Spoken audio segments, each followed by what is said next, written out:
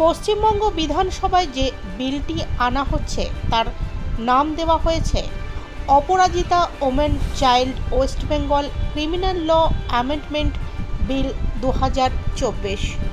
বিলটি বিধানসভায় পেশ করবেন রাজ্যের আইনমন্ত্রী মলয় ঘটক।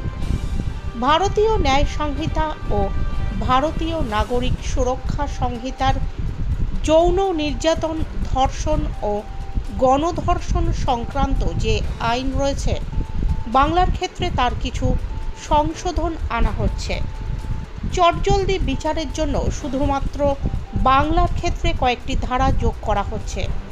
নারী ও শিশুদের ক্ষেত্রে নিরাপদ পরিবেশ তৈরির জন্য তাই বেশ কিছু বিধি যোগ হচ্ছে। দ্রুত বিচারের বিধান যাতে হয়। ডেডিকেটেড বিশেষ আদালত, ডেডিকেটেড তদন্তকারী দল, এই তদন্তকারী দলকে বিশেষ সুযোগ সুবিধা দেওয়া হবে নতুন আইনে। নির্দিষ্ট সময়ের মধ্যে বিচার প্রক্রিয়া শেষ করতে হবে। ন্যূনতম 7 দিনের মধ্যে শেষ করতে হবে গুরুতর অপরাধের ক্ষেত্রে। এটা আগে ছিল ন্যূনতম 1 মাস, যেখানে মূল আইনে 1 বছরের মধ্যে শাস্তি দেওয়ার কথা ছিল, সেটা সংশোধন করে 1 মাসের মধ্যে করতে বলা হয়েছে নতুন আইনে।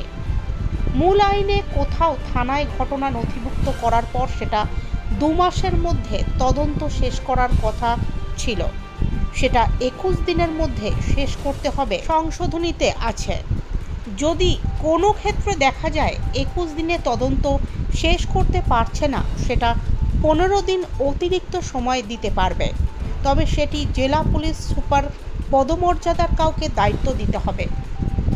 ধর্ষণের শাস্তি যাবজ্জীবন কারাদণ্ড ও জরিমানা অথবা মৃত্যু হবে। গণধর্ষণের ক্ষেত্রে জরিমানা ও আমৃত্যু কারাদণ্ড ও মৃত্যুদণ্ড হতে পারে। ধর্ষণের অভিযোগের পাশাপাশি ধর্ষণকারীর দ্বারা আঘাতের কারণে মৃত্যু হলে অভিযুক্তের মৃত্যুদণ্ড ও জরিমানা যাতে হয় সে কথা নতুন আইনে উল্লেখ থাকবে। কোমায় চলে গেলে এখানেও মৃত্যুদণ্ড ও জরিমানা যাতে হয় সে বিষয়টি থাকবে। সব মামলা হবে জামিন অযোগ্য ধারায়। 2 দিনের বিধানসভার এই বিশেষ অধিবেশনে নতুন আইন পাশ করার পর তা অনুমোদনের জন্য রাজ্য পাঠাবে রাজ্যপাল এবং দিল্লিতে রাষ্ট্রপতির কাছে।